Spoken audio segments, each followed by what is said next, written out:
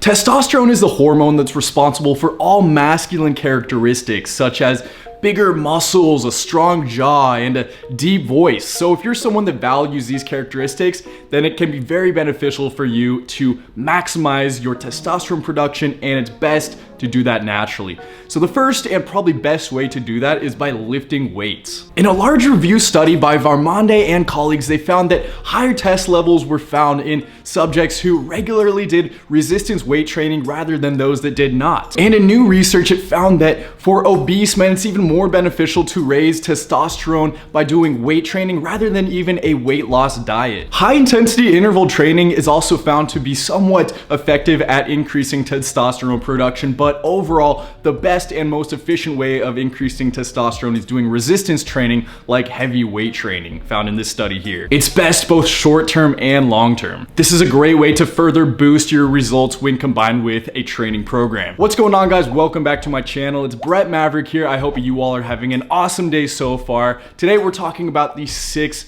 best ways to boost your testosterone production naturally. So let's get right into number 2. Number 2 is taking an ashwagandha supplement. What? Ashwagandha is a great natural test booster. Only a few natural test boosters are supported by scientific studies, and ashwagandha is one of them. In a study by Ambaye and colleagues, they suggest that there was a 17% increase in testosterone production in people who had low testosterone levels to begin with, as well as a plus 167% sperm count, which is an insane increase. In men who had normal levels of testosterone, ashwagandha had a 15% increase in their testosterone production, as well as showed a decrease in cortisol, that stress hormone, which can also lead to increased testosterone production. So definitely consider picking some of that up at your local Rite Aid or Walgreens. Another one that can help is ginger. Although most of the studies have been done on animals, one study on infertile humans showed that ginger had a 17% increase in testosterone production. Who would have thought that just a small change in your diet can have such a dramatic effect on your testosterone production? Number 3 is power positions. Yes, I'm talking about your posture.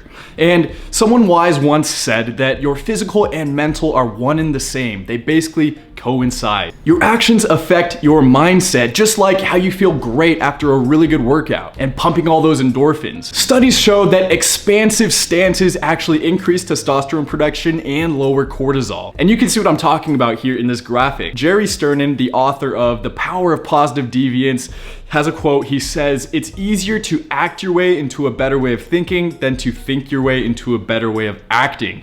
So if you act as though you are the confident man with high masculinity and high testosterone, it's easy to adapt that mindset, which will actually flood your system with endorphins and that testosterone hormone. Think it, believe it, achieve it. Number 4 is to get plenty of high quality sleep. I'm sure you hear it all the time, but it's so true. High quality sleep is just as important for your health as diet and exercise. And it also may have a huge effect on your testosterone levels. The ideal amount of sleep per night varies from person to person, but this study suggests that getting just 5 hours of sleep results in a 15% reduction in your testosterone levels. And another long-term study showed that people who only sleep 4 hours a night had borderline deficient levels. You definitely don't want that. Although some people seem to do fine with less sleep, research suggests that 7 to 10 hours per night is best for your long-term health and your testosterone production. So get that sleep. And last but not least, the one that you guys all probably clicked on this for,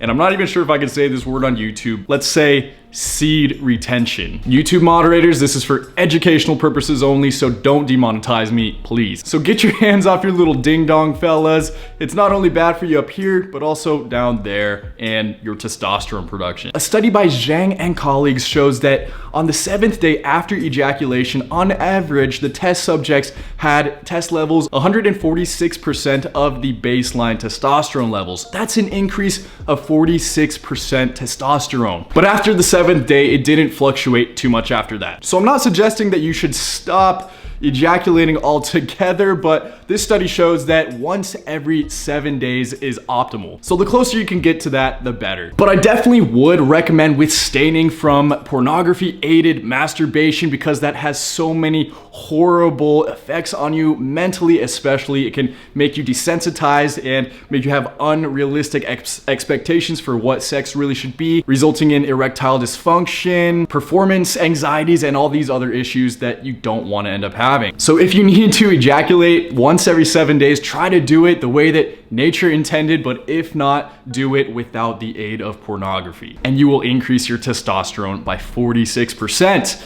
So guys, if you do a combination of all these, you're definitely gonna help your natural testosterone production as well as combined with a healthy diet. There's a lot of other stuff that I didn't touch on, and I can if you guys would like in future videos, but this is 6 great ways to boost your testosterone. Hope you enjoyed the video. If you haven't already, subscribe, turn those post notifications on, and until next time, peace.